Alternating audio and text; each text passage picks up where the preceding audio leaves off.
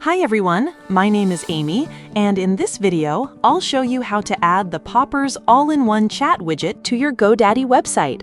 Chat widgets can help you connect with visitors faster, improve customer support, and make it easier for users to reach out from anywhere on your site. So, let's get started. First, go to your Popper dashboard. Then click on Widgets, and after that, click Create New Widget. Now search for All-in-One Chat and open the widget. Once the widget opens, you'll see different app selection options. You can also update app details. Under the Content tab, you can customize things like the content, chat window, welcome message, and button label. In the Settings tab, you'll also find options to change the position, alignment, and turn the notification badge on or off.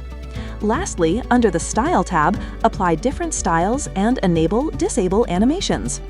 After you've finished customizing everything, click Publish Widget. Once it's published, copy the code and go to your GoDaddy site editor. Now add a embed HTML from sections, paste your installation code inside it, and publish your website.